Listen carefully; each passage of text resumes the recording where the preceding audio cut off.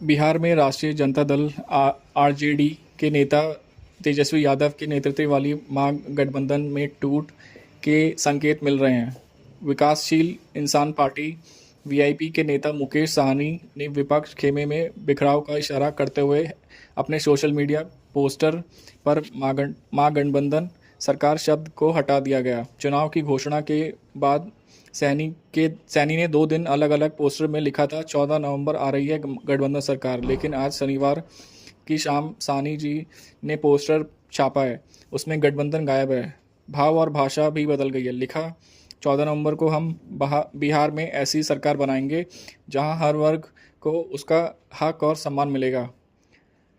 सबकी नज़र मुकेश सहनी के अगले पोस्ट और पोस्टर पर है। सहनी के कल भी एक पोस्ट किया था और लिखा था, मैंने संघर्ष का रास्ता चुना है। राजनीतिक रिपोर्टिंग करने वाले कई पत्रकार सोशल मीडिया पर लिख रहे हैं। महागठबंधन ने मुकेश सहनी को थैंक यू बोल दिया है। सहनी को कहा गया कि गठबंधन में अपनी शर्तों से आगे पीछे नहीं होना है तो वो अपना अलग रास्ता देख सकते हैं। एक तरह से मुकेश सहनी को इस बार सीट बंटवारे के ऐलान से पहले ही बाहर का रास्ता दिखाया गया है।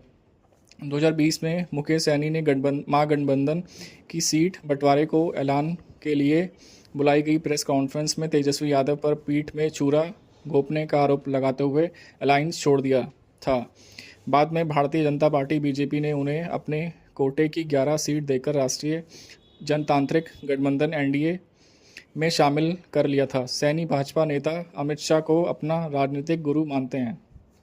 यह याद दिलाता है कि मुकेश सहनी कई महीने से 60 सीट की बात कर रहे थे। महागठबंधन में सीटों पर जब गंभीर चर्चा शुरू हुई तो वो 40 सीट से नीचे जाने को तैयार नहीं हो रहे थे।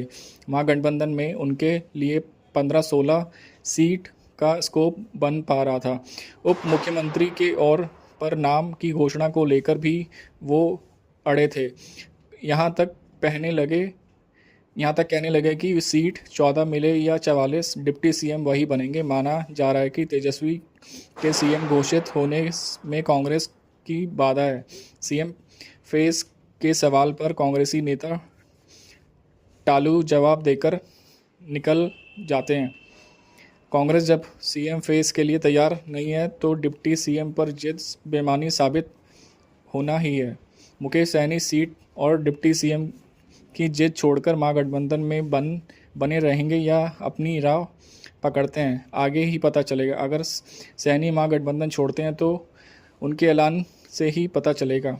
मुकेश सत्तारूढ़ एनडीए में जा सकता है, लेकिन वहाँ भी सीट बंटवारे पर मामला फंसा हुआ है। बीजेपी ने जनता दल यूनाइटेड, जेडीयू और चिराग पासवान की लोक जनशक्ति पार्टी रामविलास को तो सेट कर लिया है, लेकिन जीतन राम मांझी को हम और उपेंद्र कुशवाहा का राष्ट्रीय लोक मोर्चा को मनाना अभी तक बाकी है।